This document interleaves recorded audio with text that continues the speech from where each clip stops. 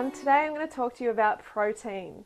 You know, if I had $1 for every time someone said to me, "Where do you get your protein?" I would be filthy rich. The thing about protein is it should be our rock bottom last nutritional concern. But the meat and dairy industry, with its mega loud multi-billion-dollar voice, has drowned out the common sense and has made us believe that we need heaps of protein. So essentially we've been brainwashed.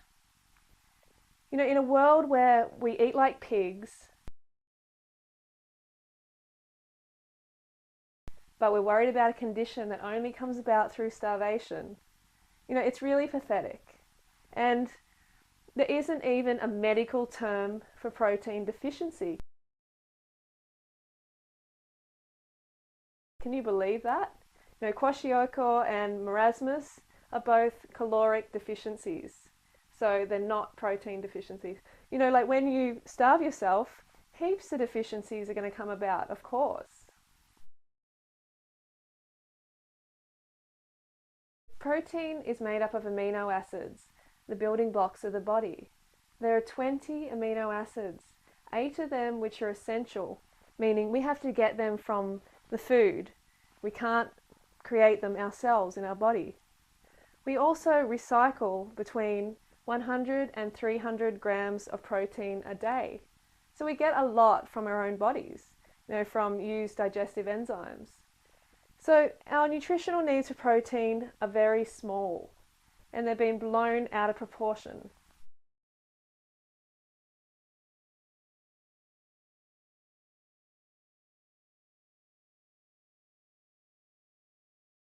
We need 5% of our calories from protein a day. And that figure came about in 1974 when the World Health Organization discovered that study after study was pointing towards us only needing 2.5% of our calories from protein. So the WHO, World Health Organization, decided, oh, let's just be safe and double that requirement to 5%.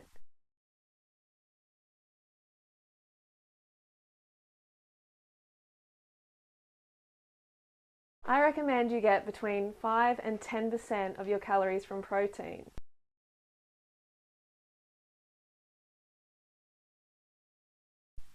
And this is very easily achieved if we just eat fruit all day.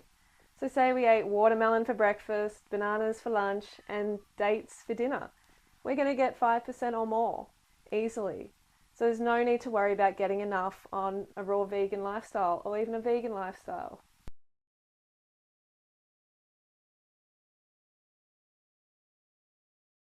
Think about a time in your life when you needed a lot of protein. Try and think back. Well, you probably can't think back this far because it's when you were a baby. You know, when we're babies, we double in size, so we need protein to support that growth. And how much protein do we need? Well, from mother's milk, we get about 5 to 6%. So that would suggest that that's all we need. You know, why later in life, when we're not meant to be growing, but some people are actually doubling in size, why should we then increase the amount of protein we need? It doesn't make sense.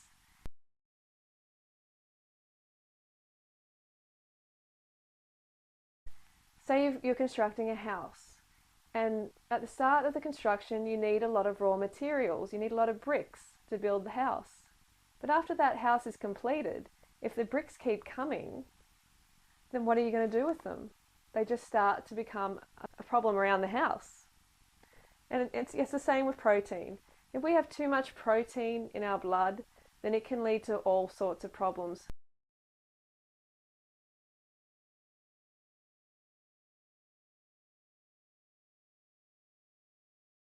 We must remember that protein is made up of amino acids. So the word of focus here is acids.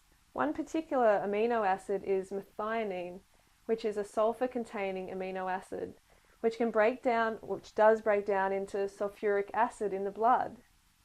And this can deliver a dangerously high level of acid into the body. Not a good thing. And this is one of the reasons I avoid animal products, because they are the highest in this amino acid, the sulfur containing amino acid.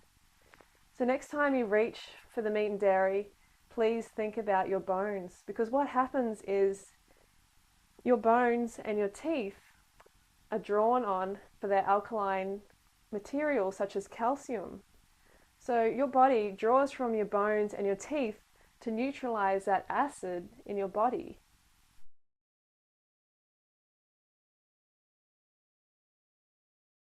The standard Western diet contains about 140 to 160 grams of protein per day. And this is a lot of protein. People are risking dissolving their bones and their teeth by eating this much. And the thing that happens is protein cannot be stored in the body, so it has to be metabolized through gluconeogenesis or excreted by the liver and kidneys. And when this happens through the liver and kidneys, they can become enlarged and diseased, which is obviously not nice at all. And also kidney stones can result in arthritis and other inflammatory diseases in the body. When we eat foods like fruits and vegetables, they're alkaline, so we don't have to worry. Meat and dairy, animal products is acid. So acid equals bone loss.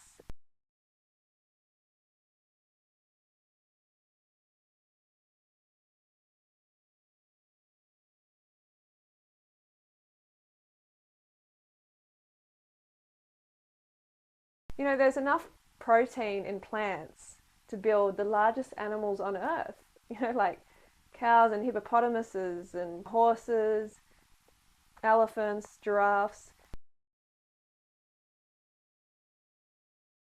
They all get enough protein. So it's got to be easy to build a human, isn't it, on plant foods? Oh, but bodybuilders need more protein. They've got to have more protein. Well, this actually has not been proven to be the case at all. Of course, they need more calories because they're burning more calories. And they also need to support proper muscle rejuvenation and regeneration through eating enough carbohydrate calories. So if a bodybuilder gets sufficient calories just from fruit, they can build muscle. I just eat fruits and vegetables, and I don't have a problem with building muscle.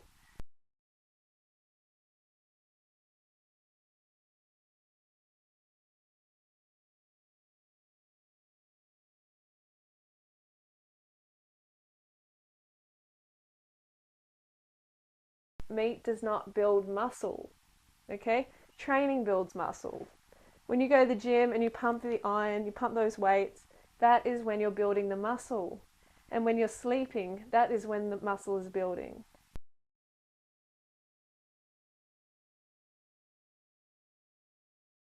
There is no data available to suggest that people need extra protein when they do extra activity like bodybuilding. Of course, they need extra calories, but not extra protein.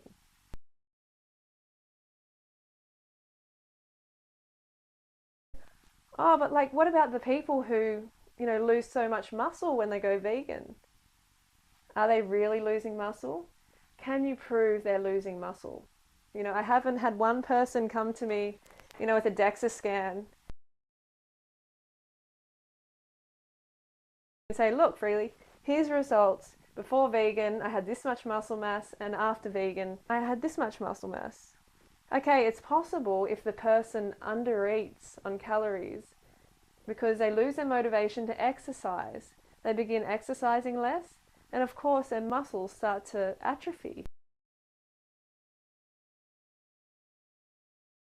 It's just natural. You don't use your muscles, you're going to lose them. Everyone knows that. So you need to eat enough calories to support the motivation to exercise. So that's number one.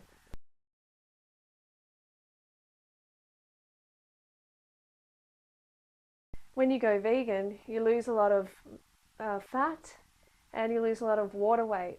So you can lose the fat that was all covering your muscles, the fat and the water, and it was also rippling throughout the muscle. So it makes you appear bigger and sort of puffier, but it's not actual quality muscle tissue, but fat and fluid. So there's a reason that people look smaller after they go vegan. It's a good thing. You want to get out that toxic fat and fluid.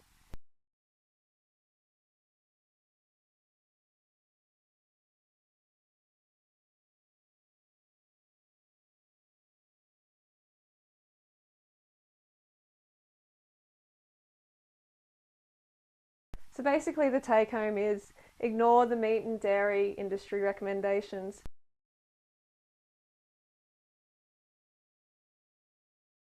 They are going to cause disease in your body and in your mind. Diseases like renal failure and osteoporosis, arthritis, you don't want these awful conditions. You really don't.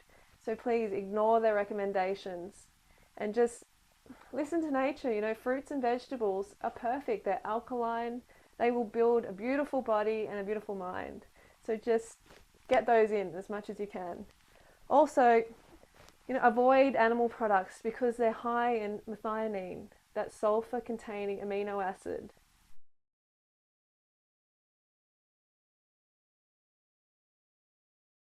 I recommend you eat around 5 to 10% of your daily calories from protein and from fruits and vegetables. So essentially a low-fat, raw vegan lifestyle or a low-fat cooked vegan lifestyle. Just remember, get those carbs in. And if you do decide to eat over 10% of your calories from protein, just be aware that you are peeing your bones and your teeth down the toilet. I know that sounds awful, but that's what's happening.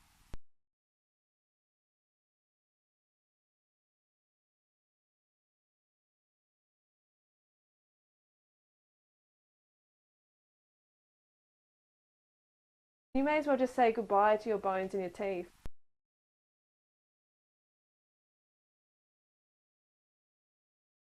So eat the alkaline fruits and vegetables. They're good for you. And you can build some muscle like this.